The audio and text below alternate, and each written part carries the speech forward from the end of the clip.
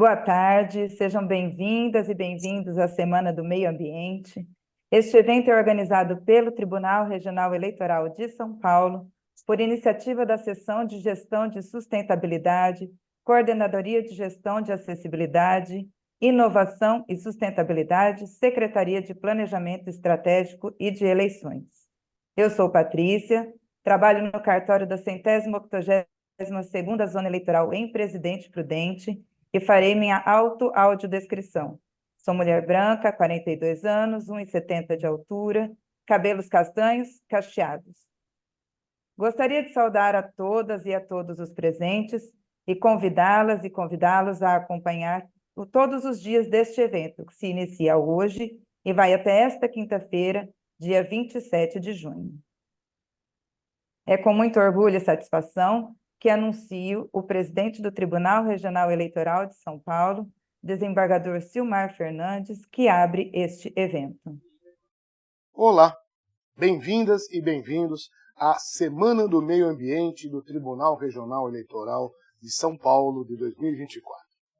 Este evento celebra o Dia Mundial do Meio Ambiente, comemorado em 5 de junho, com o objetivo de debater temas relacionados à sustentabilidade. É destinado a magistradas, magistrados, servidoras e servidores da Justiça Eleitoral, além da sociedade em geral. Entre as atividades programadas, teremos palestras, oficina de práticas sustentáveis e a premiação dos cartórios vencedores do selo Boas Práticas de Sustentabilidade.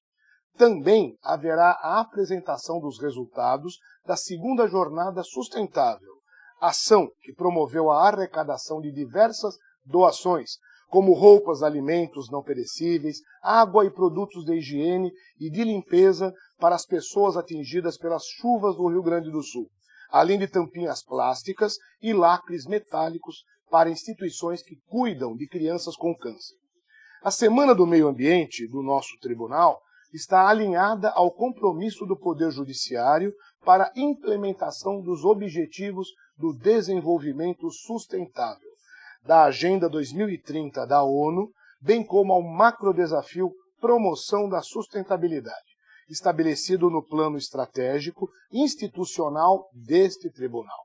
Assim, convido a todas e a todos a participarem deste importante evento. Muito obrigado. Agradeço o presidente do Tribunal Regional Eleitoral de São Paulo, Dr. Silmar Fernandes. Neste momento, apresento um dos nossos palestrantes de hoje, Dr. Roberto Maia Filho, desembargador do Tribunal de Justiça do Estado de São Paulo e do Tribunal Regional Eleitoral de São Paulo.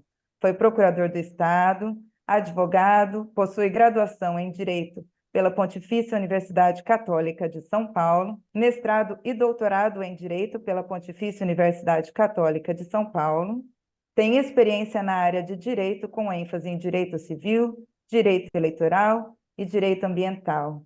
Boa tarde, Dr. Roberto Maia, seja bem-vindo. Quer dar uma palavrinha de introdução? Boa tarde, satisfação estar aqui com todos vocês. Vamos ter hoje uma conversa muito interessante sobre um assunto fundamental para nós e para as nossas futuras gerações.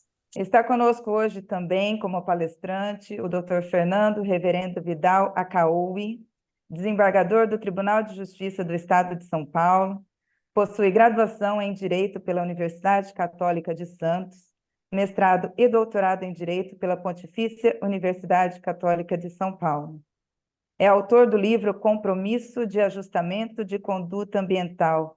Boa tarde, doutor Fernando, seja bem-vindo. Muito boa tarde, agradeço imensamente o convite. Para mim é uma honra poder participar de um debate tão rico e tão necessário, né, para toda a nossa sociedade. Antes de iniciar a palestra, eu comunico a todas e a todos que estão nos assistindo que a confirmação da presença será feita através do link disponível na descrição desta palestra no YouTube. E agora eu passo a palavra aí ao Dr. Roberto, ao Dr. Fernando, para que iniciem a palestra. Dr. Roberto, nosso decano aqui nesse duo, né? Eu fico aqui aguardando suas palavras. Bom, eu agradeço mais uma vez, é um privilégio, agradeço aos organizadores que abriram esse espaço muito importante, agradeço a todos que estão participando aqui também.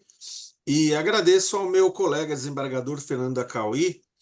Eu conheço o desembargador Fernando Acauí porque trabalhamos juntos na primeira instância. Ele, na época, ainda como promotor, e eu, na época, como juiz. Trabalhamos juntos e, nessa ocasião, eu aprendi a admirá-lo, aprendi muito com ele e, desde então, eu tenho o privilégio de ser amigo dele. E fui muito honrado com a oportunidade de saudá-lo quando ele tomou posse como desembargador. Eu fiz o discurso de saudação e isso me encheu de alegria e, com certeza, enriqueceu muito o meu currículo. Mas sabem qual foi a comarca que eu trabalhei com o Dr. Fernando Acauí? Aonde nos conhecemos? Cubatão. Então, isso já diz tudo sobre a nossa experiência e a nossa vivência com o meio ambiente, com o direito ambiental. Eu fiquei 12 anos e meio como juiz em Cubatão, até tive o privilégio de ganhar o título de cidadão cubatense quando eu saí da comarca. Merecido, ou talvez não tenha sido, mas, de qualquer modo, eu recebi com uma grande honra, porque realmente passei uma boa parte da minha vida profissional lá. E o Dr. Fernando Acauí, da mesma forma, teve uma participação marcante, não só em Cubatão, como foi curador do meio ambiente, pelo menos que eu me lembro, de todo o litoral, e inclusive sei de ações civis públicas no litoral norte, na Rio Santos, ali um patrimônio muito importante para ser preservado. Então, podem perceber que são dois profissionais que trabalharam muito tempo em Cubatão, o que já mostra a preocupação e o cuidado com o meio ambiente, já que Cubatão foi uma cidade conhecida como Vale da Morte nos anos 70 e 80, mas hoje já é considerada uma cidade símbolo de recuperação. Doutora Acauí, concorda comigo? Bom, essa amizade, como o desembargador Maia falou, é muito próxima, é muito querida e vem de longuíssima data, né? Nós estamos falando aí da década de 90, né? Meados da década de 90, um pouco antes, talvez, até 94 para frente, né? Que nos conhecemos e temos aí essa experiência, né? Isso nos traz alguma noção, claro, teórica e prática, né, de como aplicar o direito ambiental e esse tema, né, da questão da reciclagem, que eu acho que é um tema que tem muito a ver com a justiça eleitoral, né? A justiça eleitoral talvez sem nunca ter pensado em querer deixar de se utilizar de certos recursos naturais, ela, ao adotar o voto eletrônico, já passou a salvaguardar aí um bom patrimônio, que é o papel que se gastava nas eleições, em cada uma das eleições, né?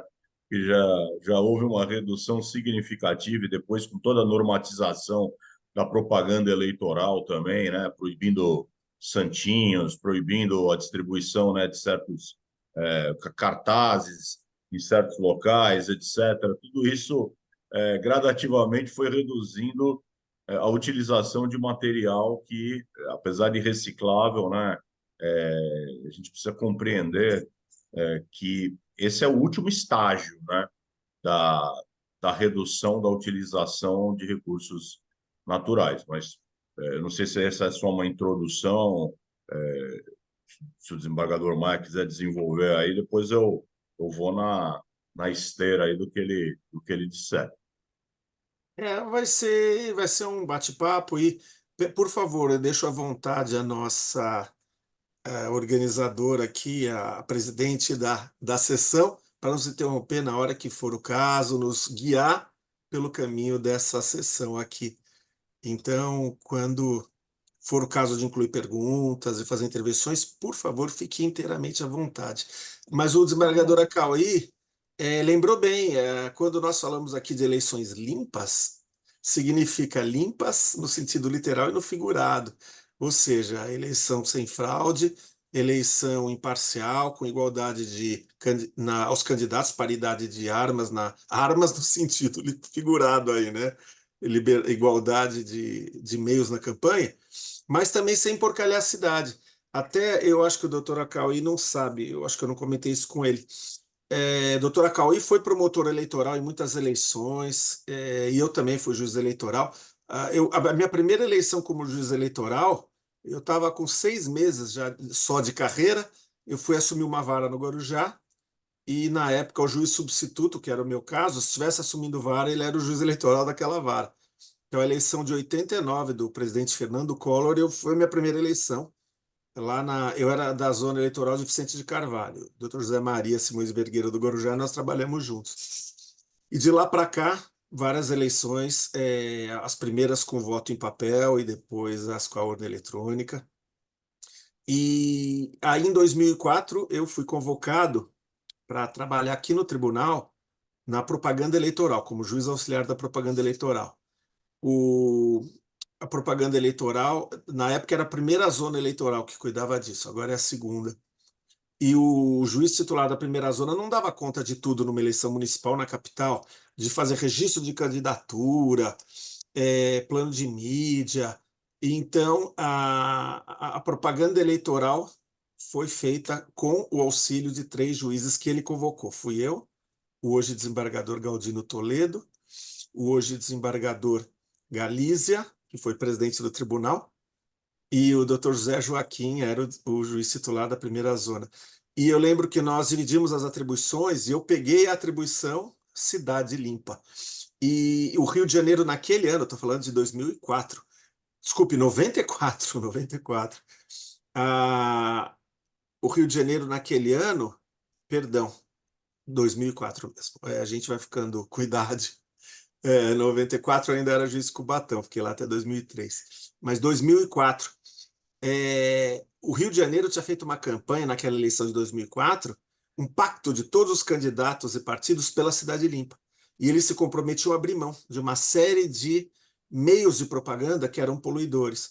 E eram situações que a lei permitia, mas os partidos foram chamados pela Justiça Eleitoral e convidados, até com uma certa ênfase, a todos fazerem um pacto e abrirem mão de propaganda com santinhos, folhetos, e no Rio acabou dando certo, eles aceitaram. E aqui nós tentamos fazer o mesmo em São Paulo. Os partidos pequenos, na hora, gostaram da ideia, até porque eles têm menos recurso, então para eles seria até vantajoso. De algum modo, não haveria aquela desigualdade com os partidos grandes, que têm mais recurso, que têm mais capital para a campanha e podem comprar mais material. Mas os partidos grandes não quiseram. Não podemos abrir mão, é nosso direito, está na lei. Bom, então nós não conseguimos proibir algo que a lei permitia. Mas fomos, na medida do possível, rigorosos com a propaganda. Eu lembro que nessa eleição de 2004, Cauê, ainda podia colocar faixas em viadutos, árvores não podia, mas poste podia ter banner, faixa. E eu lembro que acabou a eleição, eu fui conversar com o saudoso desembargador Álvaro Lazzarini, que era o presidente do tribunal, e eu pedi autorização para ele, para que nós fizéssemos um esboço do projeto de lei para mudar a lei eleitoral e proibir esses tipos de propaganda. E ele não só autorizou, como se entusiasmou, e nós redigimos ali um projetinho e ele entregou para o então deputado federal Michel Temer. E isso virou lei. Na eleição seguinte, mudaram poucas coisas, mas assim, 90% do que nós elaboramos aqui no TRE de São Paulo foi incorporado na lei das eleições, e na eleição seguinte já não tinha mais aquelas faixas em viadutos, propagandas em postes. Árvore nunca, já não podia antes, né? E continua não podendo. Mas isso, em termos de poluição visual, acho que foi um grande avanço. A gente deve continuar sempre avançando, não é, doutora Cauê? É isso, não, de fato. Eu também estava aqui refletindo, né, sobre essa questão da redução de utilização, né, de recursos naturais, como isso. Eu fiquei refletindo muito antes da palestra, como isso se tornou uma preocupação, um assunto recorrente no âmbito de vários órgãos públicos, né? Pensei comigo, puxa vida, né? O TRE está se preocupando com essa questão da reciclagem e isso, de fato, é algo que eu tenho presenciado o debate em vários órgãos, né? Por exemplo, a AGU, hoje em dia, tem também coordenações, tem membros da AGU e servidores da AGU dedicados, né, à redução da utilização de recursos naturais dentro do âmbito dessa instituição. Os tribunais, como regra geral, também têm se preocupado, os ministérios públicos, né? Mas a gente tem visto, de certa maneira, né, assim, um discurso muito enfático, muito dedicado, mas na prática ainda, né, não se abraçando certas políticas de efetiva redução na utilização desses recursos naturais. Eu queria, se me permitirem aqui, só lembrar, né, que o fundo de tudo isso tem matriz, né, supraconstitucional, porque, na verdade, nós estamos falando de um direito humano ao meio ambiente ecologicamente equilibrado e um dever que até o ministro Herman Benjamin do STJ sempre gosta de enfatizar muito, amigo nosso, né, mas é de longuíssima data, ministro Herman Benjamin, e um maior expoente, eu diria, do direito ambiental brasileiro e mundial, o grande nome do direito ambiental no mundo, ele sempre enfatiza muito a necessidade de lembrarmos, né, desse compromisso ético que permeia todo o direito ambiental, um compromisso com as futuras gerações, porque, muito embora, né, todos nós sejamos titulares dos bens de natureza ambiental, e aí a gente vai buscar todos esses recursos naturais que nós nos utilizamos, nós precisamos garantir para as futuras gerações que elas também tenham acesso a estes recursos naturais, porque muitos deles são vitais para a continuidade, a permanência, a preservação do ser humano na face da Terra, né? Então, conspurcar, utilizar em demasiada escala ou até esgotar os recursos naturais, certamente pode, no mínimo, causar graves dificuldades, né, para as futuras gerações, para que elas também possam gozar de todas essas benesses que as gerações atuais, anteriores e atuais, e algumas futuras, estão tendo acesso. Então, esse é um primeiro ponto que eu acho que é muito importante, né, para a gente conscientizar, né? Nós precisamos compreender nossos netos, talvez não estejamos falando dos nossos filhos, mas dos nossos netos, bisnetos, e aí por diante, as nossas linhagens futuras, né, precisam ter acesso, desculpe, perdão, precisam ter acesso a estes recursos naturais para poderem permanecer com um padrão de vida digno na face da Terra. A partir daí, toda a humanidade, né, e aqui no Brasil, a gente vem trabalhando com questões que possam contribuir para que esse futuro seja um futuro adequado para todas as gerações presentes e futuras. E aí a gente entra nessa questão da gestão dos resíduos sólidos, que é uma das questões extremamente relevantes sobre vários aspectos, né? Um deles é este aspecto da utilização racional de recursos naturais. A gente poderia enveredar, por exemplo, sobre o aspecto sanitário, né? A captação, a coleta e disposição adequada de resíduos sólidos tem um papel fundamental na, eh, na, na contenção de vetores de doenças graves, né? Ou então da disseminação de graves doenças. Quando a gente fala de resíduos sólidos, nós estamos falando de uma gama muito grande, né? É que a gente sempre pensa imediatamente em resíduos de caráter domiciliar, mas nós temos aí os hospitalares, os resíduos, né, tóxicos, enfim, tem uma série de espécies de resíduos que são preocupantes para que a gente precisa focar, né, na correta destinação destes resíduos. Agora, a gente poderia, então, ficar, para falar de reciclagem, nos questão dos resíduos domésticos, né? Porque no dia a dia de uma sociedade capitalista como é a nossa, uma sociedade de consumo, né, de massa, nós nos utilizamos muito de recursos naturais no nosso dia a dia.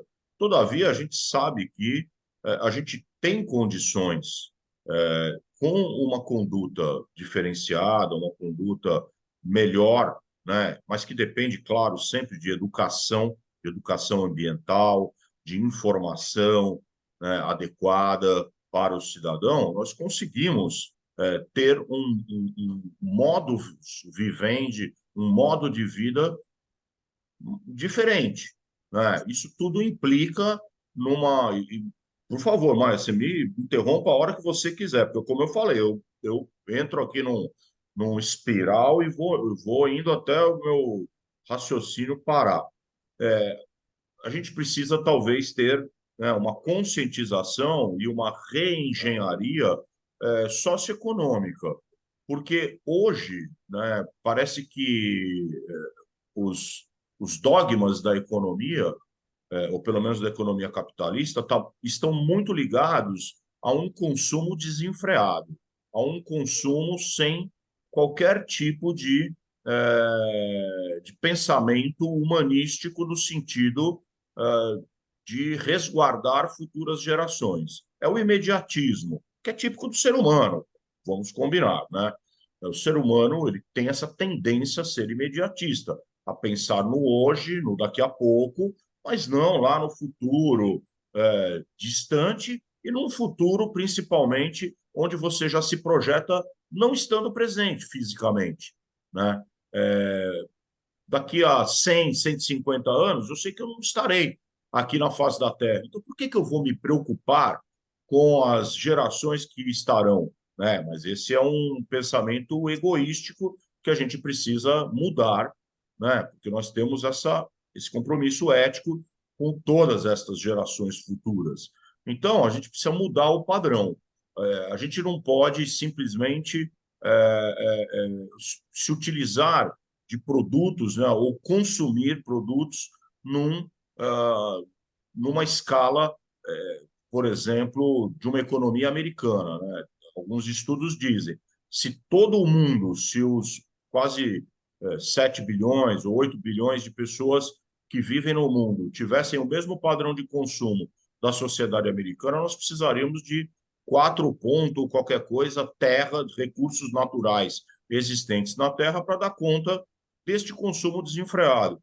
O que nos leva aí a um dilema, né? Quer dizer, parece que a pobreza de grande parte do mundo é salvadora do próprio mundo, porque se todo mundo tivesse um padrão de consumo altíssimo, nós não teríamos recursos naturais para satisfação de todas essas pessoas. Olha que coisa, né? Que coisa, quer dizer, mas isso mostra que nós precisamos todos elevar o padrão de consumo, o padrão de vida, obviamente, de quem tem pouco, e precisamos diminuir de quem desperdiça demais, de quem consome de forma irracional, né? Nós precisamos ter uma racionalidade, uma proporcionalidade, uma razoabilidade neste consumo. E isso, como eu disse, entra dentro de uma reengenharia econômica, porque como é que nós vamos fazer para girar a economia mundial se a gente, né, se todo o comércio mundial, exterior e comércio interno dos países tiverem uma redução drástica por conta da não utilização de recursos naturais. Olha que coisa, né? Que a gente entra dentro de uma necessidade de todo um repensar. Por isso que tem os famosos 5 R's, né? E o primeiro deles, né, o que é? É repensar. Quer dizer, a primeira coisa que nós precisamos fazer, refletir sobre como é que nós vamos consumir daqui para frente. Depois, o segundo R, olha o que é? Recusar. Não, quando possível, recusar a utilização desenfreada, desnecessária de recursos naturais. É você ir lá no supermercado, comprar aquela sacola, ou levar a sua sacola retornável, ou comprar a sacola retornável para da próxima vez você levar, e recusar a sacolinha de plástico, né? Que ela é utilizada, para sua produção, é utilizado petróleo, plástico é petróleo. Então, você está usando recursos naturais, é um recurso cuja exploração é poluente, o próprio processo industrial também gera poluição, etc. Depois, reduzir o consumo, né? Drasticamente. Você parar de substituir bens, produtos que ainda têm vida útil, né? É aquela roupa que está nova, mas já não é tão da moda, já passou aquela temporada, né? É o xadrez, é o isso, é aquilo. Agora tem não é a cor da moda, né? A cor da moda é o rosa. Então, mas a minha blusa é azul. Então, você vai ficar, vou deixar de usar. Então, isso tudo tem a ver com o consumo, né? Isso são padrões de consumo que nos são impostos, né? E que a gente precisa tentar ao máximo reduzir. Reutilizar. Eu já vejo, por exemplo, voltando Coca-Cola, refrigerantes de garrafa, coisa que tinha sido extinto. Por quê? Porque dá trabalho, tem que, né, fazer toda a higienização, quebra, não sei o quê. Então, mas você reutiliza aquilo, né? A latinha de alumínio, ela não é reutilizada. Mas ela é reciclável. Então, esse é o último R. Só lá embaixo, só depois de você repensar, recusar, reduzir, reutilizar, é que vem o reciclar. É a última possibilidade, né? E ainda passa por uma educação ambiental, porque ainda hoje o percentual de reciclagem no Brasil é pífio. Mesmo nas melhores, mesmo nas cidades com maior nível, maior percentual, ainda é, comparativamente a algumas cidades e alguns locais do mundo, algo pífio, como, por exemplo, na Alemanha, onde se chega a 80%, né, em algumas cidades, em algumas localidades, de reciclar, de separação do material passível de reciclagem. Então, João, Doutor vou parar por Fernando, aqui, depois eu tento. fazer uma pergunta, então. É um problema nacional deixar a reciclagem, essa diminuição de reciclagem, pouca reciclagem, é um nacional ou é mundial essa questão? Eu acho que é Porque mundial. mundial a questão de pouca reciclagem. Eu acho que é mundial. E digo por quê? Porque grande parte do mundo ainda está sob o jugo daquele termo países em desenvolvimento. E isto tem a ver com educação, né? O nível de desenvolvimento social, ou socioeducacional, melhor dizendo, influencia diretamente na questão da conscientização do cidadão para com as questões ambientais. Quanto maior as necessidades do ser humano, né, que o colocam numa situação de extrema vulnerabilidade, menos consciência ambiental e Uhum. maior imediatismo ele tem.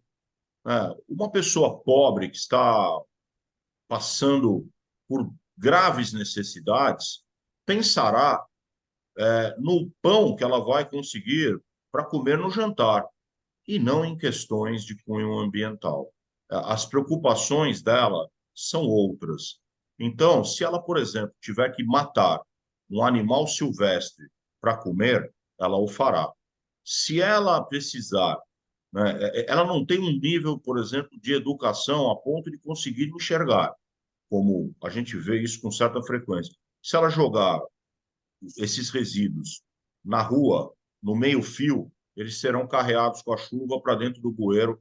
Esse bueiro ficará entupido, as chuvas alagarão o local onde ela reside, casas modestas, barracos, né? E ela perderá, talvez, até aquele pouco patrimônio que ela conseguiu amealhar a muito custo. Mas tudo isso é uma questão, né, de educação. Quanto maior o nível de educação de um povo, maiores serão os resultados na luta pela preservação do meio ambiente ou de implementação de políticas ambientais.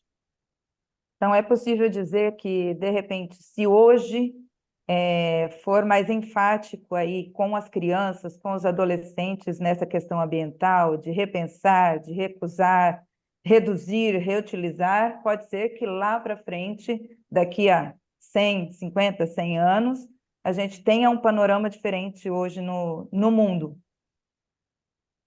Maia quer responder essa daí? Olha, fiz as anotaçõezinhas aqui. Realmente o CNJ tem capitaneado umas iniciativas de exigir dos tribunais uma conduta ativa em relação à preservação dos recursos e economia de eletricidade, diminuição do papel. E o nosso TRE é um exemplo disso, está muito engajado, e o exemplo maior é esse evento de hoje, né? Além das outras políticas todas que o nosso Tribunal Regional Eleitoral de São Paulo tem adotado para proteger o ambiente. Até porque antigamente proteger o ambiente era questão de consciência, hoje já não é mais, hoje é questão de sobrevivência. E o desembargador Acauí também lembrou do ministro Herman Benjamin, realmente não há como se esquecer.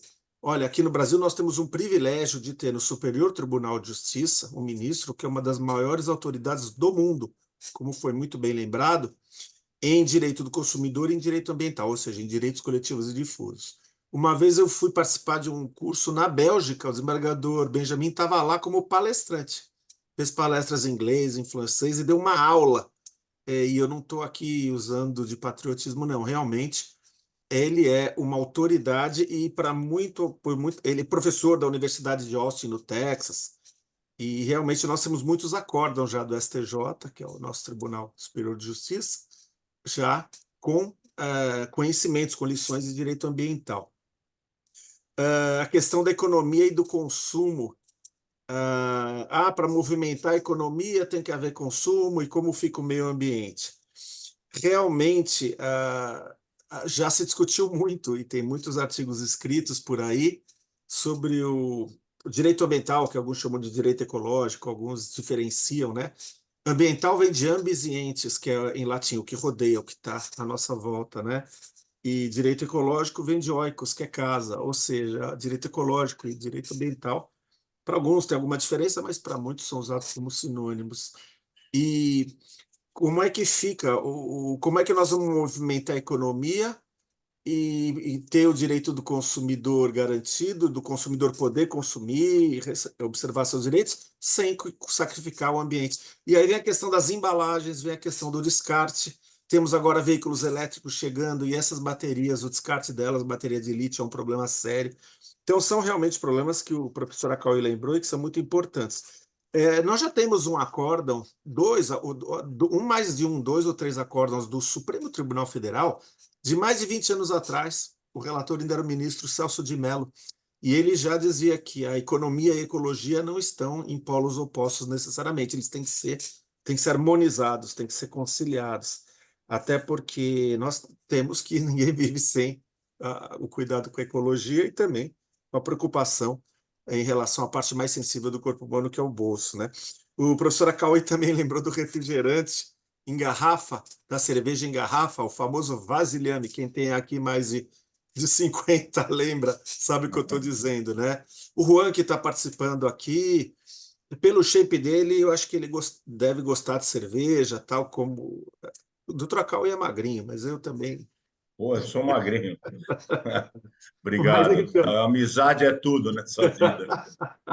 mas nós que lembramos temos um pouco mais de idade, do vasilhame da cerveja, do refrigerante, da garrafa de vidro, que nós temos que dar um depósito ou levar uma garrafa vazia para trocar por uma cheia, né?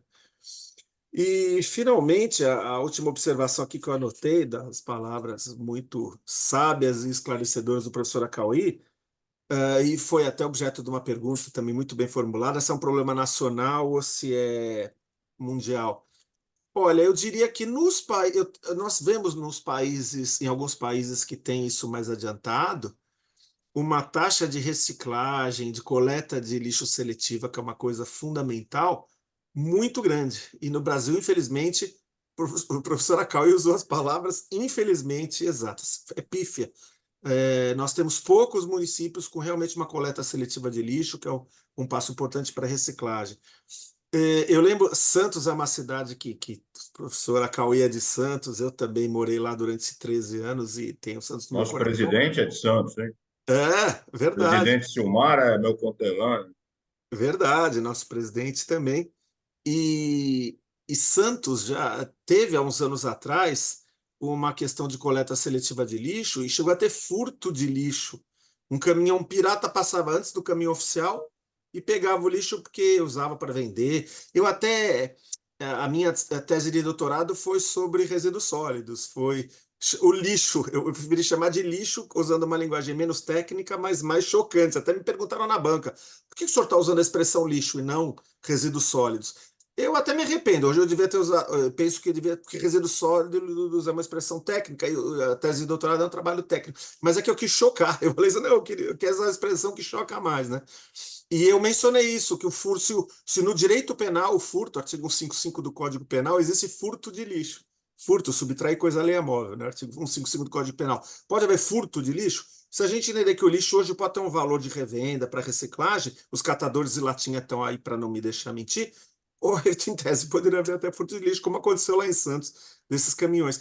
E só para concluir, os catadores de latinha no Brasil, esses fazem um trabalho bonito, porque fazem para sobreviver, trabalho digno, mas o Brasil é um dos maiores países de reciclagem de latinhas e de bebidas em geral, por causa dos catadores.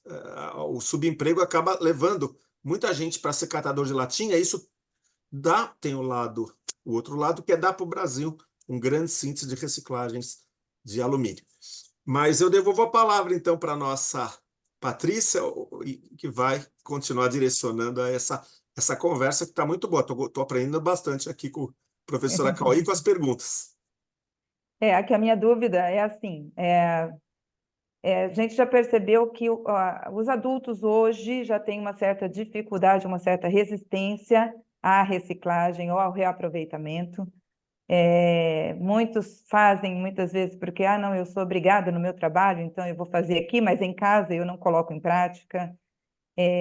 Eu pergunto aí para o doutor Roberto, doutor Fernando, se é viável ainda nós trabalharmos com os adultos para estes adquirirem a consciência, ou se é melhor colocarmos nossos esforços aí na geração que está chegando, nas crianças e nos adolescentes, para que estes venham já forte com essa ideia de reaproveitamento, de reutilização e de reciclagem. Bom, Patrícia, eu diria que nós não podemos, na verdade, baixar a guarda com nenhuma dessas gerações, né? No que tange as novas gerações, elas terão muito mais facilidade para absorver esse tipo de comportamento na medida em que elas terão, na educação formal, noções de questões relativas à preservação do meio ambiente. Hoje em dia, até por força, né, da obrigação de incorporação na estrutura curricular, disciplinas que tangenciem questões ambientais, a criança será, de certa maneira, educada formalmente na escola para a preservação do meio ambiente, né? Noções básicas, noções gerais, e a questão da disposição adequada, por exemplo, de resíduos sólidos, de sorte a separar, né, os resíduos que são passíveis de reciclagem dos orgânicos e de outras naturezas, né? Já é algo bastante recorrente, já é algo praticamente comum. Então, a gente cria, de certa maneira, um dilema dentro da casa dessas crianças. Por quê? Porque elas vêm com esta mentalidade e encontrarão seus pais, seus avós, outras gerações dentro do seu convívio, seja ali na sua residência, na sua casa propriamente dita, ou no seio familiar, que não receberam esta mesma educação. E aí eu digo que nós vamos ter um dilema, porque é o seguinte: qual das gerações vencerá essa luta? Será que a geração, as novas gerações, com uma mentalidade diferente, conseguirão quebrar a resistência das gerações mais antigas e farão com que elas, atendendo a reclamos dessas novas gerações, porque as crianças vão dar bronca nos seus pais, nos seus avós, elas dão bronca quando elas veem uma conduta errada, porque ela já absorveu o que é o certo e o que é o errado em termos em termos ambientais, ou pelo menos dentro dessas noções gerais, né, de preservação do meio ambiente. Então, se ela vê, por exemplo, o pai, a mãe, o avô, a avó, o tio jogar uma latinha no lixo comum, provavelmente ela reagirá. Se ela vê, por exemplo, um desses parentes jogando uma bituca de cigarro, um papel no chão, ela dirá: olha, isso está errado, tem que jogar no lixo. Isso acontece muito. Nós que temos filhos, né, pequenos ainda, eu e o Maia, né, a gente é pai-avô, né, Maia? Então, nós temos ainda uns pequenos aí, adolescente já, o dele já está na adolescência, então, não está, não? Já entrou, né? O meu tem 16 anos, É. mas está maior do que eu. Mas, segundo meus amigos, não é grande vantagem. Maior do que eu. E eu tenho um temporãozão de 8 anos, então eu brinco assim: a gente percebe que eles veem coisas erradas. Por exemplo, ele está passeando de carro, ele vê alguém jogar um negócio no chão, ele fala: ó, jogou no chão. Ele alerta. Se fosse o pai, se fosse eu fazendo isso, com certeza ele viria para cima de mim. Ou será, e aí fica essa pergunta, né? Que é uma pergunta sem resposta. Ou será que a conduta errada dos pais, dos avós, de outros parentes queridos, parentes que são queridos por essas crianças, influenciará negativamente a elas? E elas copiarão a conduta errada? Nós não sabemos direito, né? Acho que não há nenhum estudo ainda, pelo menos não que eu tenha ciência, sobre qual o nível de influência que cada um tem sobre o outro. Quem é que vai quebrar? Será que as gerações passadas quebrarão o círculo virtuoso da criança ou a criança quebrará o círculo vicioso das gerações anteriores? Né? Esse é algo que talvez seja interessante de se estudar, né? Para a gente ver se está dando certo, né, a formação das novas gerações com esta conscientização. Mas que nós precisamos educar com muita ênfase a todos, isso não tenha dúvida, né? Nós precisamos, de alguma maneira, quebrar a resistência dessas gerações. Ora, isto não acontece, por exemplo, com questões referentes a racismo, questões de gênero, etc. Gerações mais antigas, né, se reportavam de forma racista, de forma misógina, né, com frequência. As gerações já, por exemplo, dos meus filhos mais velhos, que estão na casa dos quase do 30, quase 30, 20 e tantos anos de idade, não praticam esse tipo de atos. Mesmo a conscientização fez com que grande parte das pessoas dessas gerações que se reportavam dessas maneiras né, com essas condutas irregulares mudasse seu comportamento. Não foi total? Infelizmente, não. Mas nós conseguimos avançar muito e continuaremos avançando conforme o debate seja colocado de forma transparente, de forma clara, né, e frequente. Então, nós não podemos esmorecer. Na questão ambiental, é a mesma coisa. Nós vamos conseguir um resultado absoluto? Certamente não. Mas se nós conseguirmos quebrar a resistência de uma parte destas pessoas para enxergar na necessidade de preservação ambiental algo de extrema relevância para o ser humano, para a dignidade humana, né, e até das outras formas de vida no planeta, nós já estaremos avançando muito, estaremos no caminho certo. Oi, posso continuar? Claro. Aí eu te devolvo a palavra para, se tiver mais perguntas.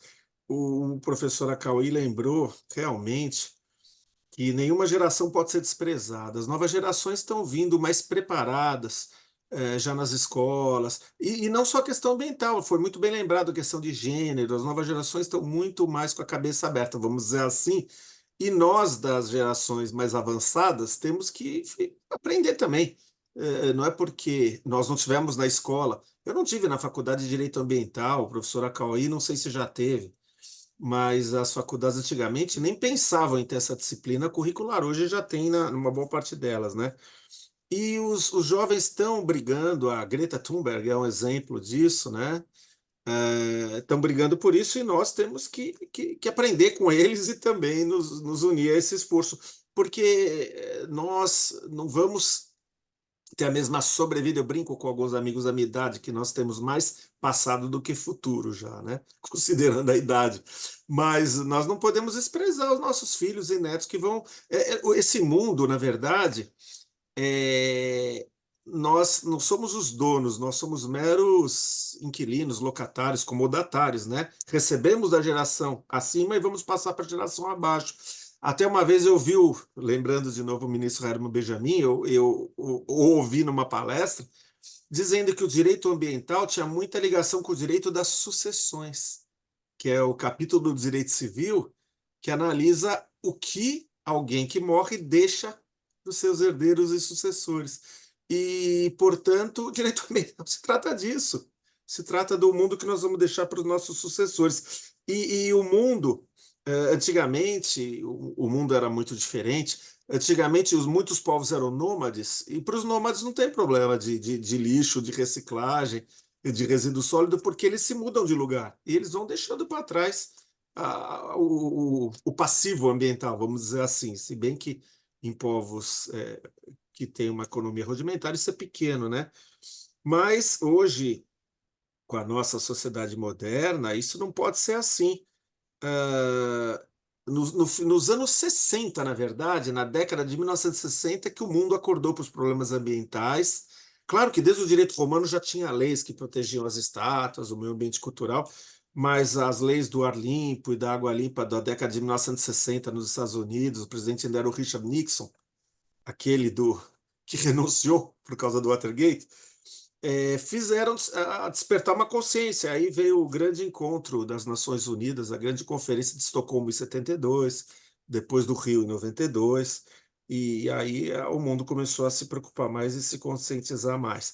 Patrícia, te devolvo a palavra para você encaminhar outra pergunta, ou enfim, direcionar como você achar mais conveniente. Tem uma pergunta aqui. Qual a importância da logística reversa para o futuro da reciclagem? É fundamental? Ajuda? Acho que o doutor Roberto responde, doutora Acauí. Eu começo e depois vamos ouvir o Cauê. A logística reversa é importantíssima porque nós falamos muito no direito civil, eu e o doutor Acauí estamos no TJ, em câmaras que julgam direito civil e enfim, na Câmara Ambiental também, responsabilidade civil ambiental. Tem a teoria do risco da atividade, aquele que produz uma mercadoria, por exemplo, baterias,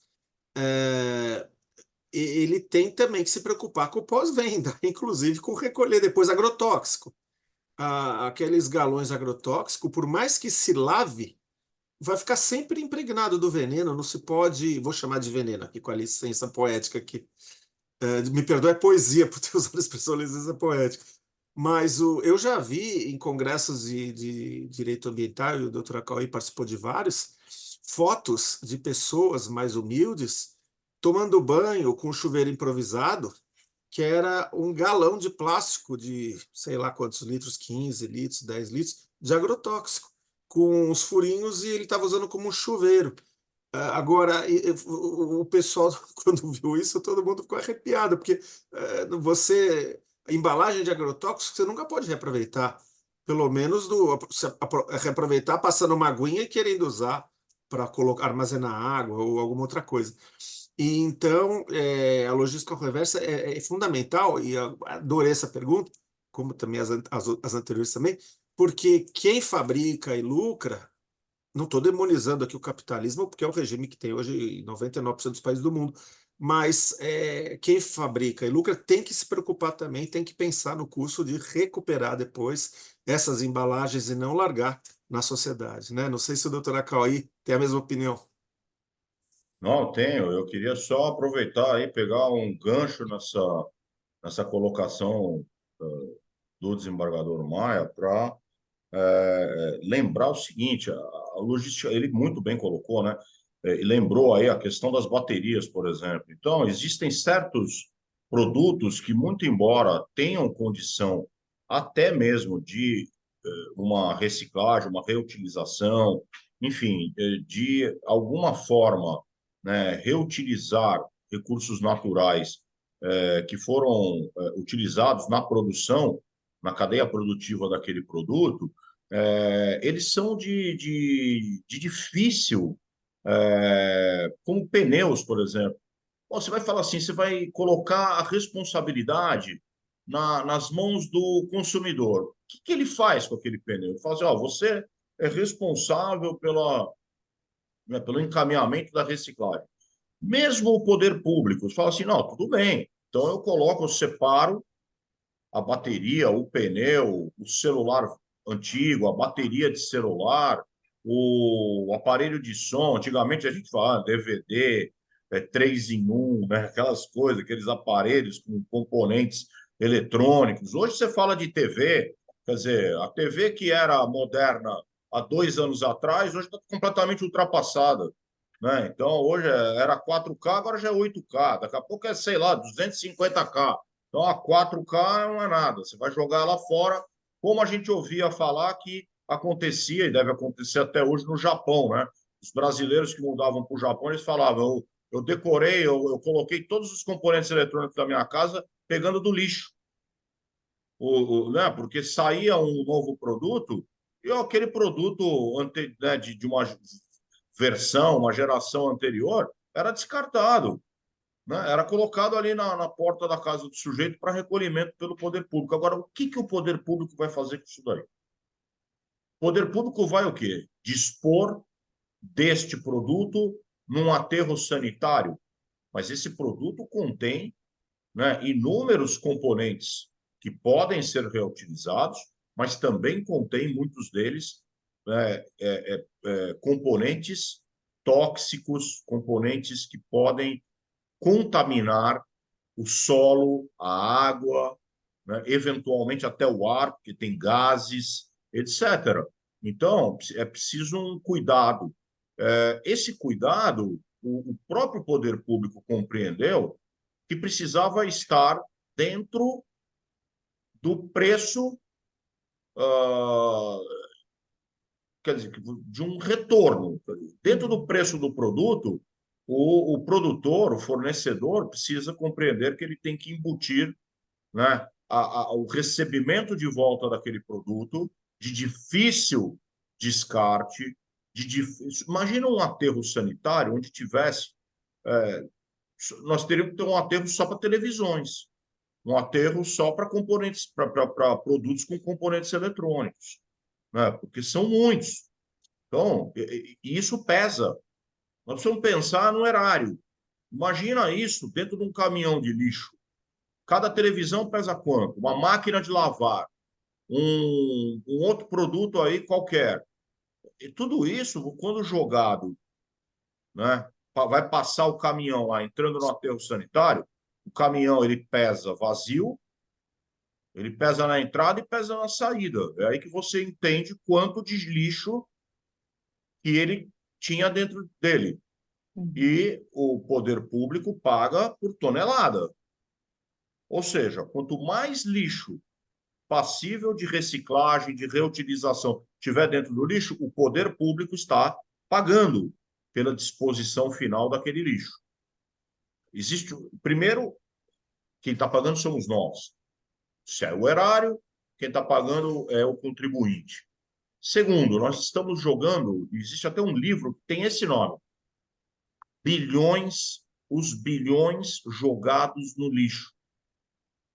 Quantos bilhões de dólares, porque esse livro é de um americano, ele fala em dólares, são descartados todos os anos nestes aterros sanitários? Produtos que poderiam, né, gerar uma economia ímpar dentro da nossa sociedade, inclusive para os cofres públicos, porque eles não estariam sendo lançados, né, no aterro sanitário e, consequentemente, o poder público não estaria pagando por isso, né?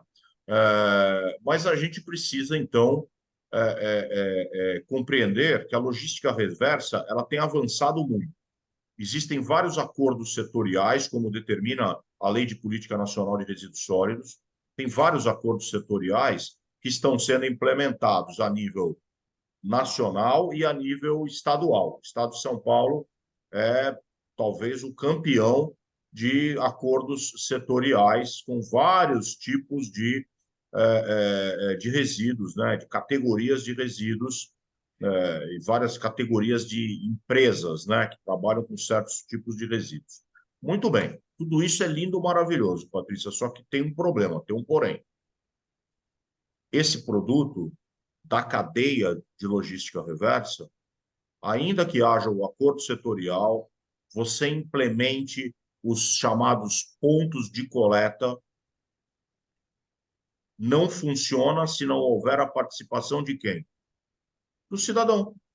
Porque a tua televisão velha, o remédio que sobrou e venceu, o, sei lá, a máquina de lavar, a lâmpada fluorescente, etc., não sai da tua casa com perninhas andando até o ponto de coleta. É você que tem que levar. Só que nós ainda não chegamos num nível de educação ambiental no Brasil a ponto do cidadão, como regra, tá? Não estou aqui querendo não estou tratando de exceções. Como regra, o cidadão quer o quê? Ele quer que passe na porta da casa dele para pegar. Ele não quer se deslocar para levar para canto nenhum. Diferente de países como Espanha, Alemanha, países escandinavos, que estão muito, Canadá, com um avanço infinitamente maior do que o nosso de educação ambiental, onde a pessoa enfia tudo dentro do carro dela, vai até o ponto de coleta e deixa lá. Ela anda uma quadra, 2 quadras, 3 quadras para colocar em grandes recipientes para jogar as garrafas, as latinhas, o papelão, etc. Aqui no Brasil, se isso não estiver na porta da sua casa, o cidadão brasileiro, olha, o Corpo de Bombeiros começou corretamente a pegar no pé de lixeira nos andares dos edifícios em condomínio. Não pode a lixeira. As lixeiras colocavam a lixeira do lado da escada. Numa emergência, não pode ter lixeira. Não pode ter lá alguma coisa atrapalhando, né, o fluxo das pessoas que estão querendo fugir de um eventual incêndio, de uma situação de risco, etc. Tem que estar tudo liberado. Ah, tem que estar tudo liberado? Tem que estar tudo liberado. Tá bom. Só tem um problema. E agora, o que eu faço com o meu lixo, que eu abria a minha porta, dava 2 passos e jogava na lixeira? Agora eu tenho que descer até o térreo para levar o lixo? Sabe o que as pessoas estão fazendo? Pega, coloca na porta. Não, o faxineiro do prédio que passe aqui na minha porta e pegue.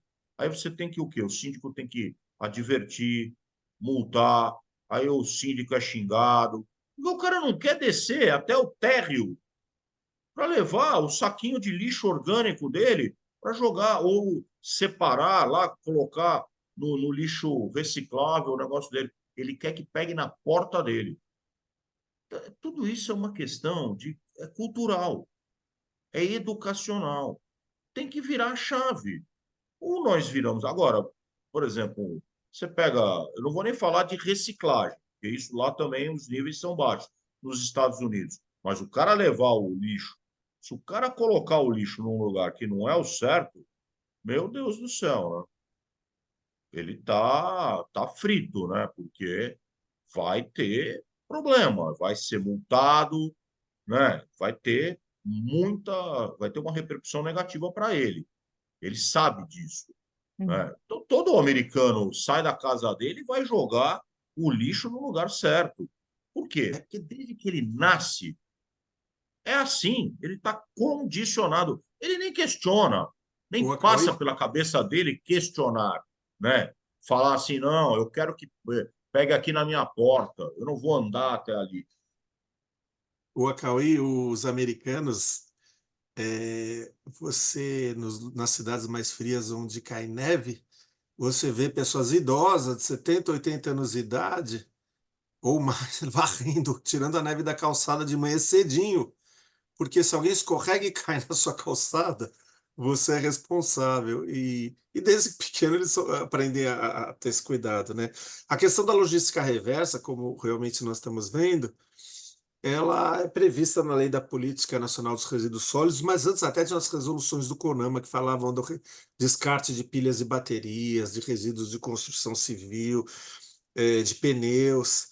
E eu lembro que tem uma universidade lá de Santos que é muito cara para nós, a Universidade Santa Cecília, que eu lecionei lá por 8 anos, o professor Acauí também teve até cargos de direção ali na coordenadoria acadêmica. Ainda está na coordenadoria Tá lá. pedagógica? Ainda é o Tá, coordenador tá. pedagógico. E também tem muito carinho, lógico, da minha passagem por Santos, pela Católica de Santos, Unisantos, e pela Unimes, onde eu também fiquei por vários anos, né? Mas lá na Unisanta, Universidade de Santa Cecília, eu lembro que uma vez tive um congresso de meio ambiente e eu fiz uma palestra sobre resíduos sólidos e eu levei um vídeo para exibir no começo da palestra.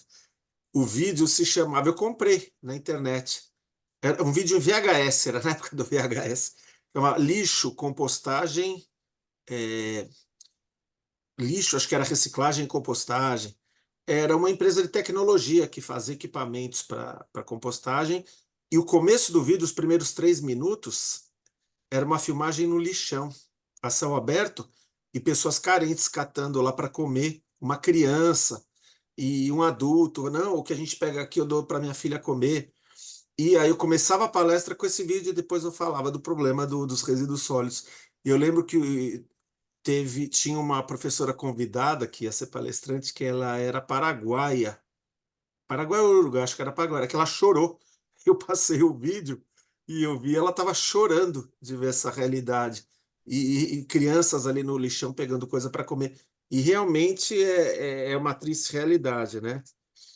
O lixão a céu aberto, o MP tem combatido com muita é, competência e dedicação, mas a questão realmente é você já fazendo a coleta de lixo seletiva, mais a logística reversa, e até para finalizar aqui esse ponto, pelo menos da minha parte, com relação à logística reversa, eu me lembro que na minha tese de doutorado eu analisei a seguinte questão, só para provocar os civilistas, porque eu sou professor de direito civil.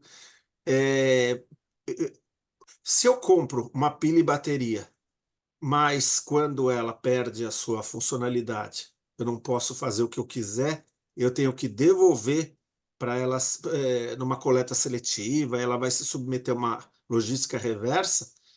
Eu estou adquirindo a propriedade plena ou é uma propriedade resolúvel? Ou seja, uma propriedade que vai se esvair com o tempo. Ou seja, a bateria perdeu a carga, não tem mais como recarregá-la. Eu sou obrigado a dar uma destinação correta. Eu tenho que depositar as pilhas. Tem farmácias, tem locais, postos de saúde que recolhem pilha e bateria. Por favor, nunca joguem, acho que todo mundo aqui sabe, nunca joguem no lixo pilha e bateria, porque para o lençol freático é um desastre. Mas se é um bem que eu compro, mas depois de um tempo eu tenho que devolver ele para uma destinação adequada, para uma logística reversa, eu sou o proprietário pleno desse bem?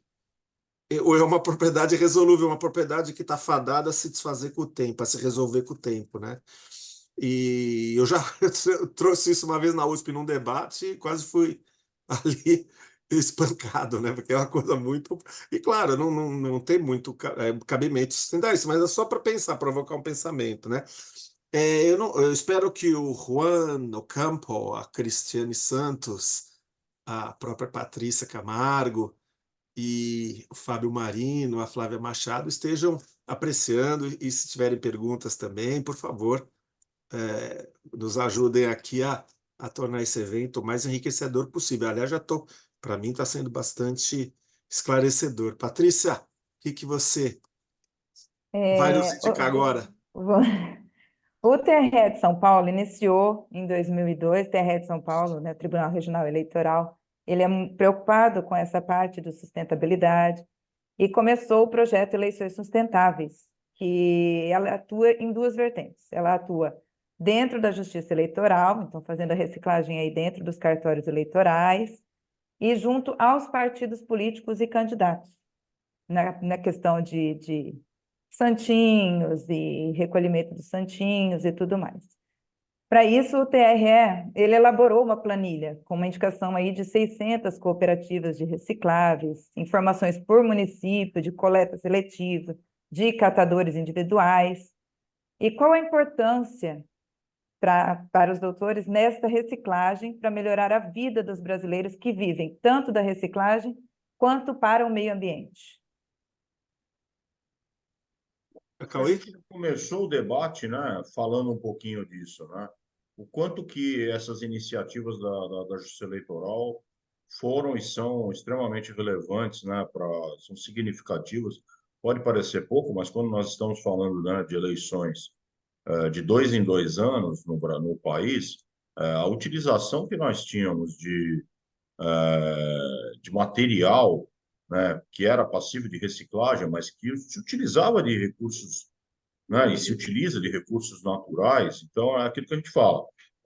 O negócio, primeiro, é reduzir a utilização. Não é reciclar. Não é falar assim, não, tudo bem, mas olha, eu estou usando papel, então isso dá para reciclar. Tudo bem, mas não é o principal, a reciclagem. Existem todos aqueles R's, os 4 R's anteriores, e principalmente aqui a gente vai falar de redução. Claro que o avanço da tecnologia também ajudou demais. Hoje as eleições estão muito mais no campo virtual do que propriamente, né, de ficar naquele corpo a corpo, como era no passado com os eleitores, né? O tal do santinho, né, do panfleto, a panfletagem. Hoje, não há candidato do mundo eleitoral se ele não tiver, né, uma plataforma virtual fortíssima, né? Ele não tiver inserido dentro das mídias sociais, ele não tiver trabalhando dentro desse campo que tem lá os seus aspectos, enfim, que também tangenciam direto ou indiretamente por questões ambientais, mas obviamente não se utilizam necessariamente de recursos naturais, como, por exemplo, numa panfletagem, nos cartazes que eram confeccionados, até mesmo faixas, etc., né? Tudo isso levava à utilização de recursos naturais. Agora, eu acho também que eu gostaria até de fazer essa, e não sei se existe, porque eu não conheço a fundo, né, todas as políticas internas do TRE, mas primeiro que esse tipo de debate é importantíssimo, porque ele começa a mudar um pouco a mentalidade de cada um que está inserido dentro da instituição, né? Você não deixar morrer, você não deixar desaparecer esse tipo de debate é fundamental para que exista uma política institucional de sustentabilidade. Não uma coisa bonitinha para inglês ver, como, né, se diz aquela expressão, para fazer de conta, né? Não, não é isso. É para realmente mudar o comportamento das pessoas que estão inseridas dentro do contexto. E essas pessoas, obviamente, são vetores para a modificação de conduta dentro do seu seio familiar e social, né? Então, é importantíssimo a gente conscientizar. E também a própria instituição se utilizar de ferramentas, como, por exemplo, né, diminuição do uso de papel dentro da própria instituição. Olha, gente, vamos evitar ficar imprimindo papéis desnecessariamente. Se você tiver que, por exemplo, arquivar alguma coisa, arquivar em nuvem, arquivar virtualmente, né? a gente eliminar o papel gradativamente, né? E fazer essa transição absolutamente necessária. Eu sei que a maior parte das instituições públicas já fez essa transição. Uma ou outra, talvez, menor porte, prefeituras pequenas, né, que ainda não têm o acesso tecnológico tão evidenciado, até por questões orçamentárias, não conseguem, né, avançar tanto neste campo. Mas, por exemplo, utilização de copos descartáveis, né, dentro do ambiente laboral, quer dizer, então, substituição por canecas, é muito mais barato você dar uma caneca para cada um. Agora, não adianta também você dar a caneca, como eu já vi em vários lugares, e o copo continua lá, o copo descartável. Aí a pessoa põe a caneca quase que como um enfeite em cima da mesa dela, ou dentro de uma gaveta, né? Mas geralmente deixa ali em cima da mesa, que é até para ficar bonitinho, ser politicamente correto.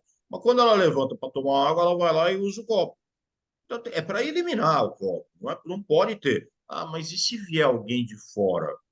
Então, aí precisa pensar em alguma coisa, mas, né, você precisa, pelo menos com relação aos servidores, aos colaboradores, você ter uma política. Olha, gente, vamos, não é pelo dinheiro só.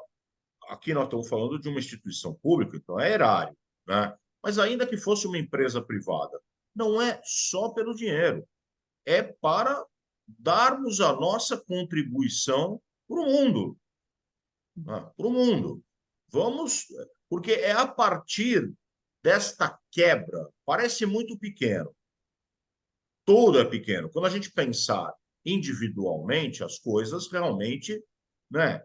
Se você contrapô-las com o macro, você vai falar assim: ah, se eu fizer isso ou não fizer, não vai fazer diferença nenhuma. Então, só que se todo mundo pensar assim, não vai fazer mesmo. Agora, se todos pensarem diferente, será imensa a diferença, não é verdade?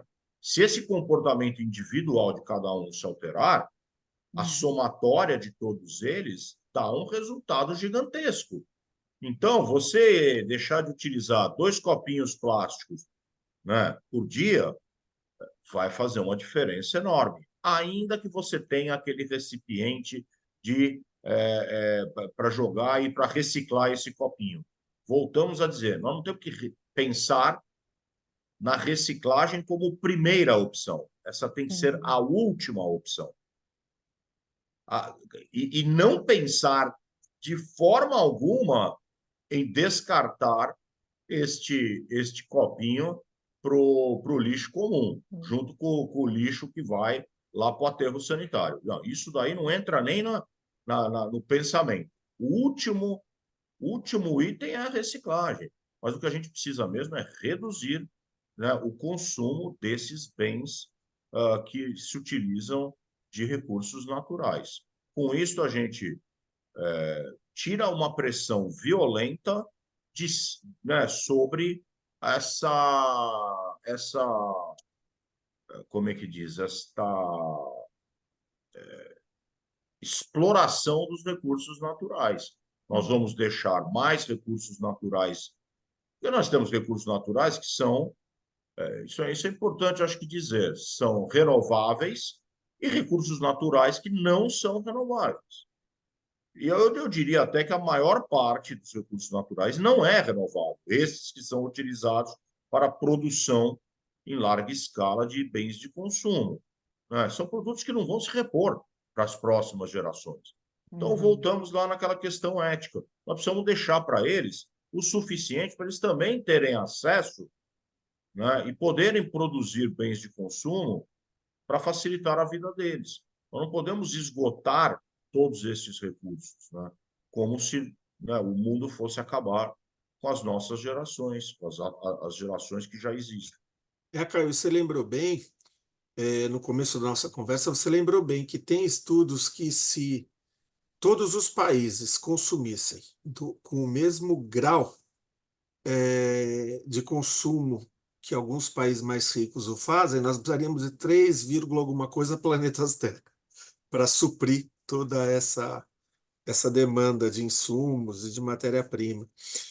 Você também lembrou bem o excesso de consumo, que acaba sendo um problema para o meio ambiente, começa pela extração de recursos naturais para produzi-los, depois a questão das embalagens e dos próprios produtos, depois que eles perdem a sua funcionalidade.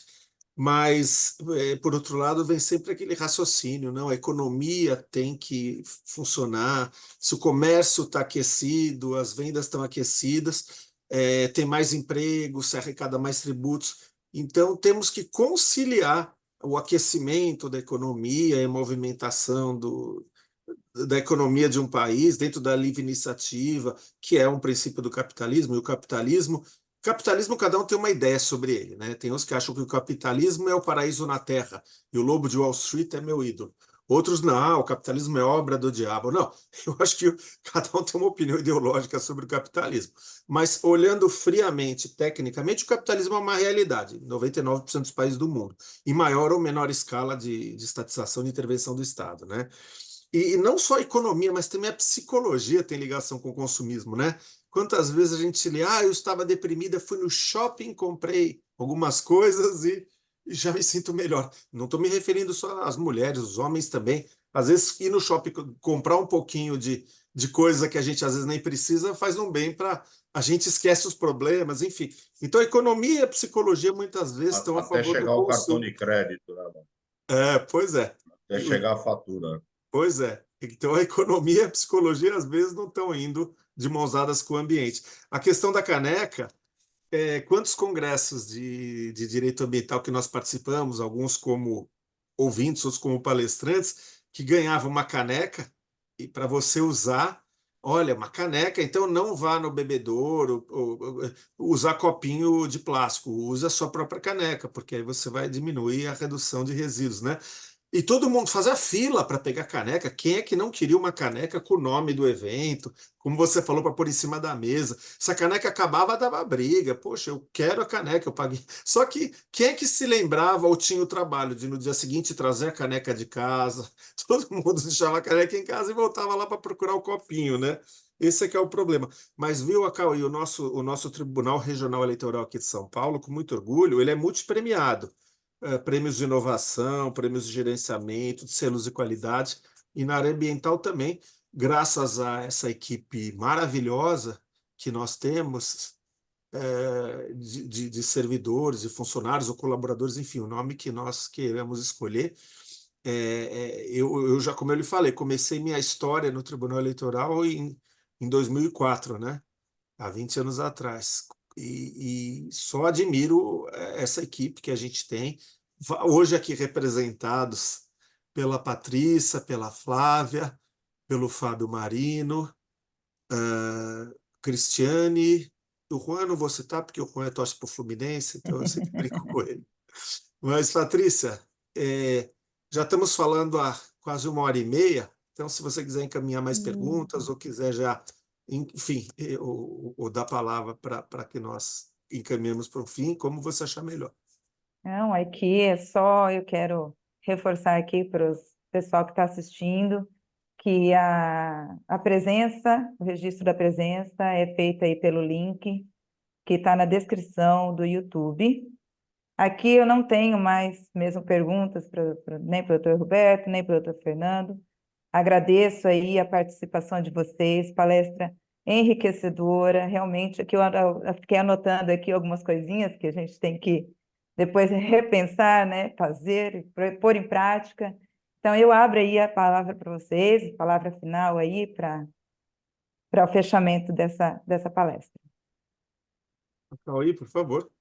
Bom, só tenho a agradecer, fiquei extremamente honrado com o convite, fico sempre à disposição do TRE São Paulo para aquilo que vocês precisarem e eu puder contribuir para o debate, né, seja, enfim, em questões de cunho ambiental ou de outra natureza, mas qualquer temática aí no direito ambiental, a gente tenta, de alguma maneira, contribuir, né? E peço a vocês que realmente disseminem sempre, né, todas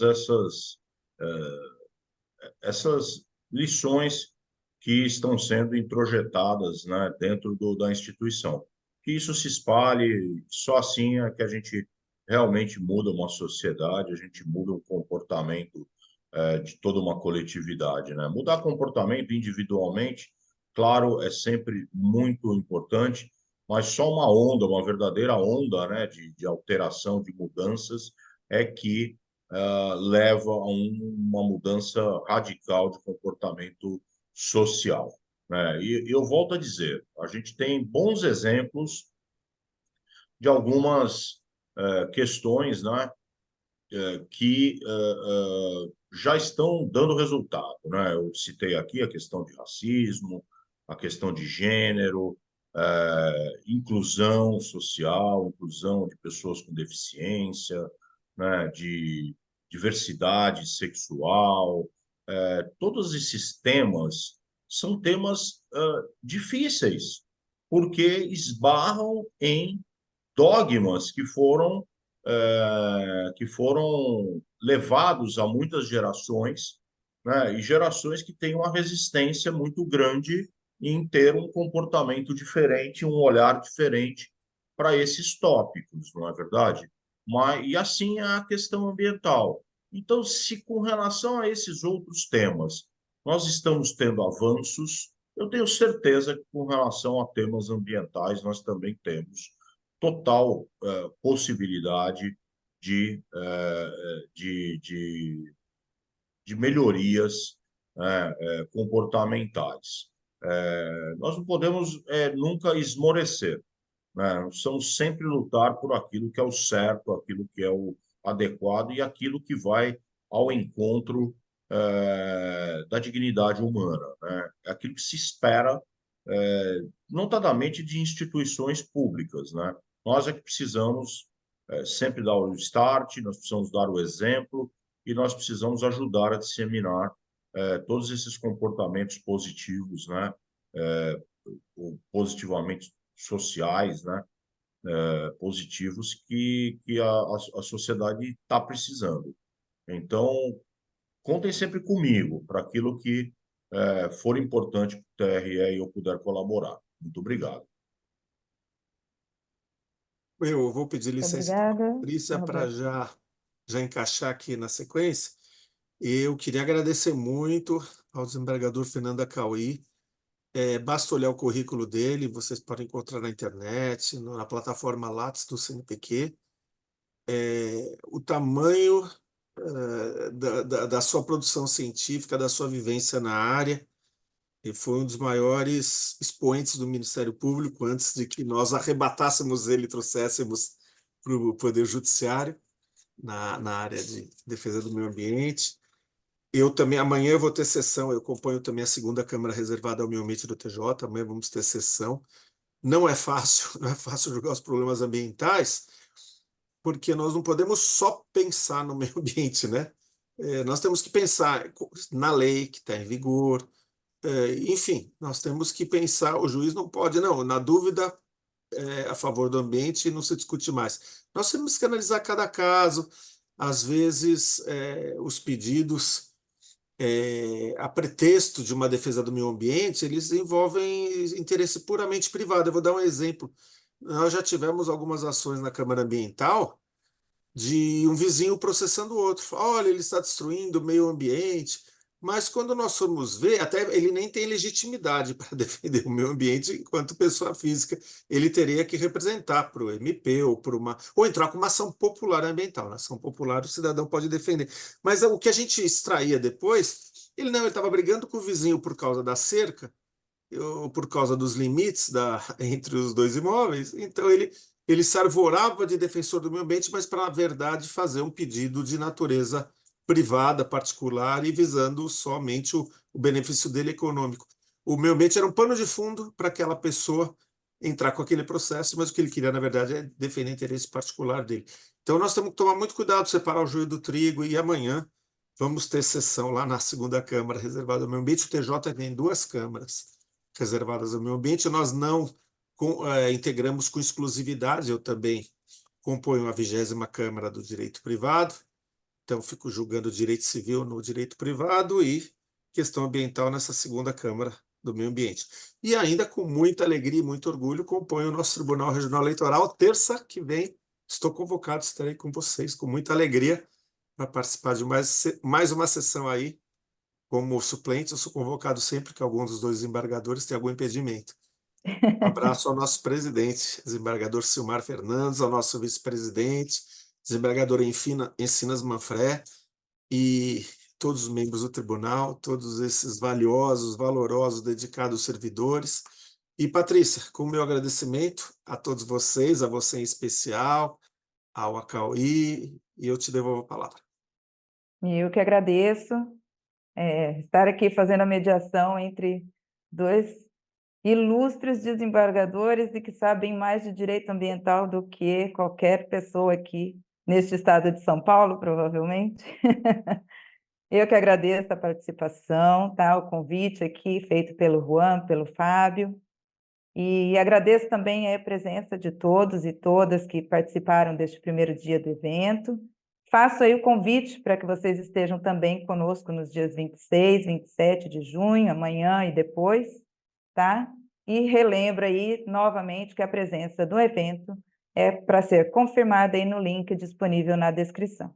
Antes de encerrar este evento, vamos conhecer a Cooperglicério, a cooperativa que recolhe os recicláveis das sedes do Tribunal Regional Eleitoral de São Paulo. Boa tarde a todos e todas. Estamos aqui na Cooperglicério, cooperativa que recolhe os recicláveis das sedes do Tribunal Regional Eleitoral de São Paulo. Estamos aqui com a Maria, que é presidente da Cooperglicério, e hoje vamos aprender um pouco mais sobre reciclagem. Boa tarde, eu sou a Maria, presidente da Cooperglicério, e hoje eu vou apresentar para vocês a cooperativa. Vamos lá. Ô Maria, quando chega o material, como é que acontece? Se chegou um caminhãozinho, então, aí descarrega, como é feito isso? Eles trazem esse material no Big Bags deles. Eles descarregam no nosso, e aí o pessoal amontou ali do lado, e aí eles vão arrastando, depois eles arrastam os bags dos boxes, e lá no box eles fazem a triagem, a separação do material. Tem um box especial pra gente, do TRE de São Paulo. Você falou que tem um que é só nosso. Vamos conhecer? Vamos. Vamos ver se a gente passa. Todo esse material aqui é um movimento de um dia. Você falou que tudo isso que está aqui então, chegou hoje e vai embora hoje. Vai amanhã, e amanhã chega mais. Entendi. Então em um dia você separa um volume de recicláveis desse. A gente trabalha com vidro, né, com a Masfix. Aqui é vidro branco que a gente separa, é qualificado. O vidro branco deles porque é para a Natura. A gente está um projeto com eles. E aí aquela outra é vidro colorido. Aí mistura todo o colorido, está todo misturado. Isso. Ou é branco aqui e colorido lá. Tô vendo que tem muita cerveja Heineken ali que a garrafa é verde. Isso, a gente tira algumas baladas, então eles, na hora São as perdas de da limpar a Heineken. mesa, aí eles jogam tudo junto. Aí a gente separa, coloca nas caixas e devolve para eles. Porque elas estão em bom estado, voltam para a Heineken. Sim. Ela tem isso do reuso mesmo. Isso, tem. Eu tenho uma dúvida. Que material que mais vale a pena para vocês? Qual é o material que é ouro aqui para a cooperativa? O plástico. Plástico. Sim, assim, o material, fora a latinha, né, que já é outro patamar. Tá? Mas hoje o plástico, ele é um dos mais altos no valor, porque o papel ele caiu muito. Não é o papelão que interessa tanto? Sim, o papelão também. Mas o que agrega mais valor hoje para nós é o plástico. Então a sacolinha, o plástico de todo, o plástico no geral. Esse garrafão aqui atrás. Depois eu vou mostrar para vocês ali, porque é o único material que a gente prensa, é o plástico. Aí eu vi um fardo. Isso. Você compacta e gera aquele círculo. Maria, eu notei aqui que tem muitos bichos, muitos animais aqui, né? Um cachorro ali, tem alguns gatos aqui. Eles têm uma história? Sim. Os gatos, principalmente, são as pessoas que adotam, daí não quer mais. E aí soltam eles, né? Assim, já chegou a acontecer de as pessoas deixarem eles na casinha e na porta da cooperativa. Aí a gente faz vaquinha, compra ração para eles, até a gente está procurando uma ONG para castrar, né? Porque as gatas dão cria, é muito gato. Assim, ainda o que vocês arrecadam aqui com o material ainda custeiam Sim. o cuidado desses bichinhos que foram abandonados aqui na porta? E a gente leva, eu tenho 3. Aí tem uns que tem 2, outros tem 1. Cada um fica com um pouco. Leva para casa. Bacana isso. Eles têm um coração bom.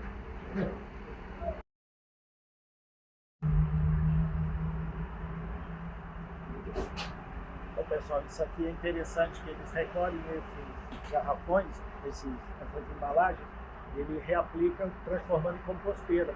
Aqui a gente tem um exemplo. Né? São os franciscanos, que são a sede aqui perto, ele transforma esses vasos em composteiras. Então você cria o último para receber o líquido, que seria um chorume, e esses 2 para receber a compostagem. Está aqui. É um reuso inteligente dessas embalagens que eram lixo. Né? É colocado nos bags, por exemplo, a gente fez aqui, ó. Ela já puxou os big bags de lá e está limpando aqui, ó. Esse é o box dela. E cada um tem seu espaço para conseguir fazer a separação do material. Isso. Aí aqui ela vai separando. Ela já vai fazendo a triagem corretamente aqui. Separando triagem. Quais são as separações que ela faz? Plástico, papel, papelão, papel branco, latinha, vidro, ferro e Tetra Pak. Olha, esse espaço aqui é o material do TRE, que a gente faz a triagem.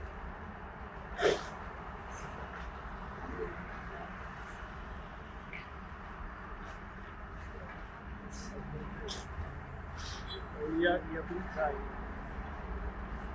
Dá para ver aqui que o pessoal tem feito muita festa, porque tem muito refrigerante, muito pratinho de bolo. Esse material pode reciclar prato de festa de bolo? Não. E o copinho com o resto de Coca-Cola? A gente recicla, né? Mas o ruim é para quem está armazenando esse material. Por exemplo, deixar um copinho sujo com resto de café e tal. A gente faz a triagem com ele? Faz. Só que você armazenar lá vai juntar barata. A pessoa podia passar uma aguinha antes, né? Você vai atrair uma formiga. Vamos pra cá que o pessoal vai pra pegar.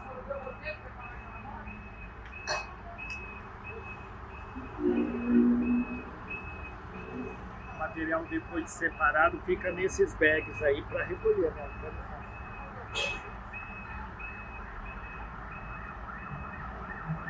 Isso é o que mordeu uma moça agora há pouco, tá? Só tem que constar. Ele mordeu uma moça, por quê?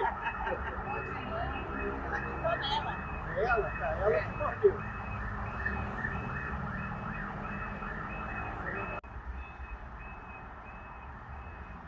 E aqui vocês fazem a compactação também do lixo, né? Isso. Esse daqui é o PAD. E embalagens de cândida, amaciante. Aí ele é separado branco do colorido. Essa espreguiçadeira veio do tribunal, não, né? Não. Ainda bem. Meu Deus.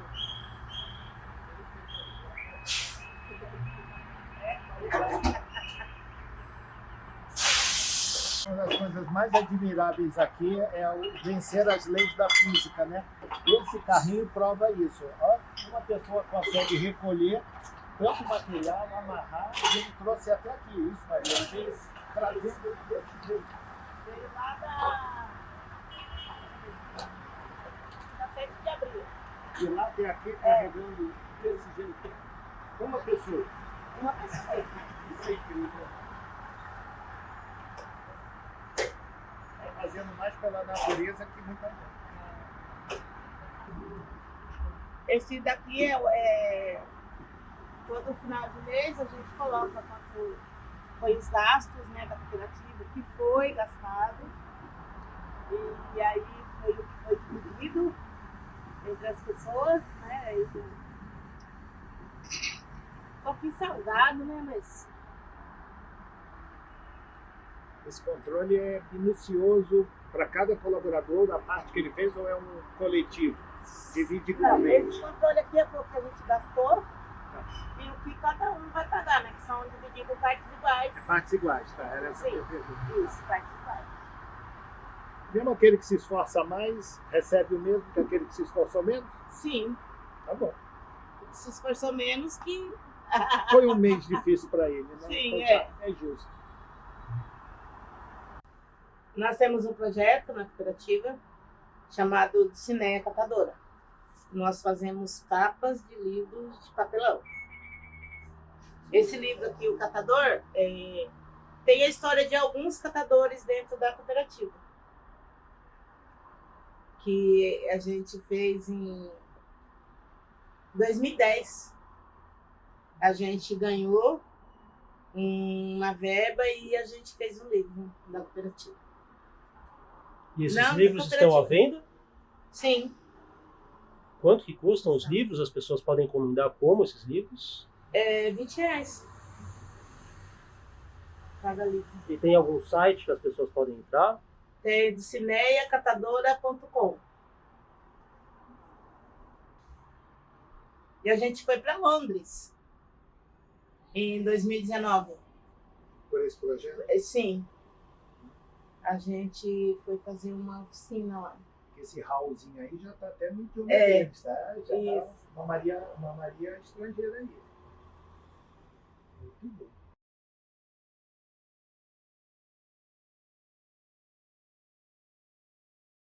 Isso aqui é a balança onde a gente pesa nossos materiais. E aqui na cooperativa nós criamos cerca de 180, 170, 180 por mês, em média. Toneladas? Sim, a gente quer passar de 200. Com a ajuda do tribunal vai passar. Espero. Minha pergunta para ela, que eu já fiz, vou de novo, dá para ficar rica fazendo isso? Tá, a gente está tentando, né? Chega lá um dia. Para ter 200 Não, assim, mas, eu, por exemplo, eu com a reciclagem, eu já vou pegar meu apartamento, né, que eu financiei ele na planta. Então a gente consegue alguma coisa, ficar rico, não sei, quem sabe um dia, né?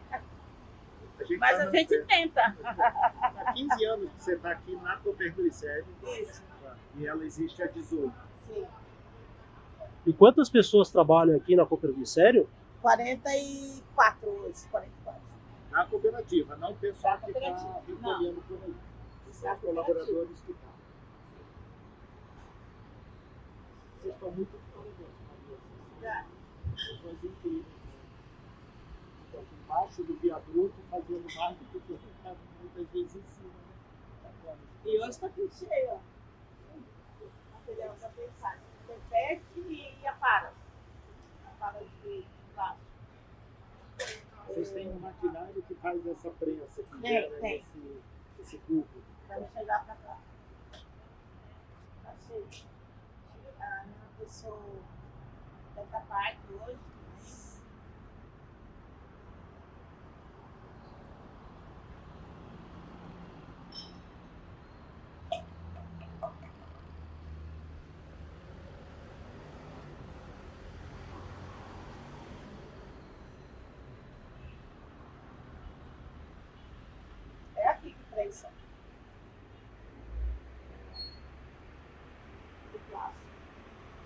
Os equipamentos são da cooperativa? É da cooperativa. Comprados de peritos e são Sim.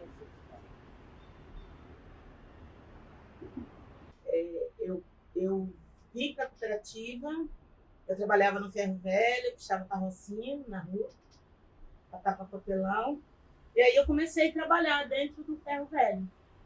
Aí o ferro velho fechou, e aí o rapaz que trabalhava comigo falou para mim, vai para a cooperativa, Maria. Aí ele recolhia o material do TRT. Aí ele me deu o material para me trazer para a cooperativa e eu vim para a cooperativa. Ele está aqui até hoje.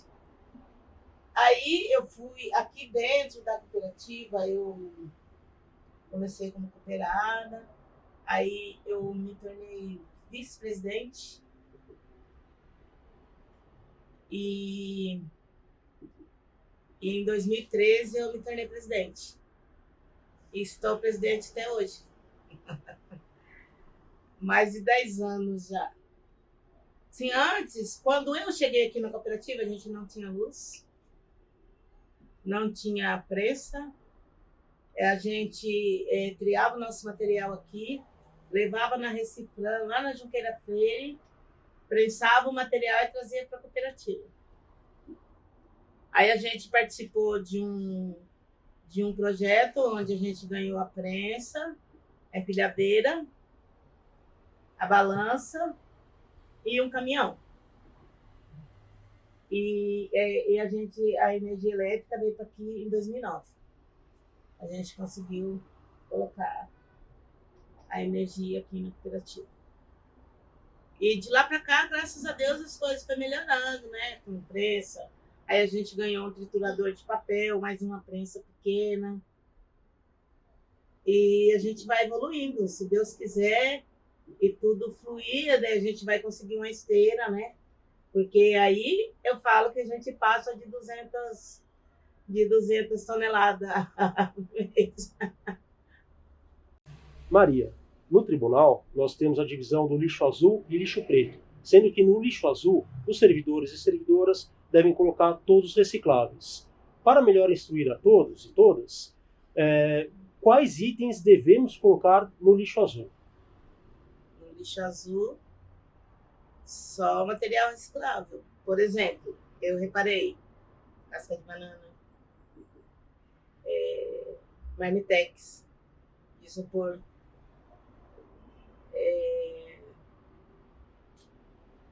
por enquanto é só. Pratinho de festas, garfinho, colherzinha, então isso não é reciclável. Mas então fale um pouco mais sobre quais itens o pessoal deve colocar no lixo azul. Tá. Papel, garrafa PET, copinho sem café, latinha, pode ser clips, né? Essa aqui quebrou, pode botar no lixo que a gente recicla. Cartucho, né? Cartucho vai para papel mídia. Então, e se for um marmitex de alumínio? Também não. Qualquer coisa com o resto de comida não deve ser colocado no reciclável para não atrair rato. Cartaz dividido ao meio, na parte esquerda, escrito lixo azul reciclável na cor azul. Itens que são recicláveis: papel sulfite, papelão, plásticos, metais, vidros, garrafas PET, canos, pregos, clips, embalagens Tetra Pak, copos descartáveis, jornais e revistas, envelopes, caixas, latas, sacolas, arames e fios, panelas, talheres, embalagens e papéis limpos. Na metade direita, em preto, itens não recicláveis: alimentos, chicletes, madeira, cigarros, fita adesiva, papel higiênico, fraldas, papéis sujos. Marmitex, isopor e descartáveis de festa usados são itens normalmente reciclados, porém a cooperativa que atua na sede do tribunal não os recolhe e recicla. Verifique na sua região se esse material é reciclado.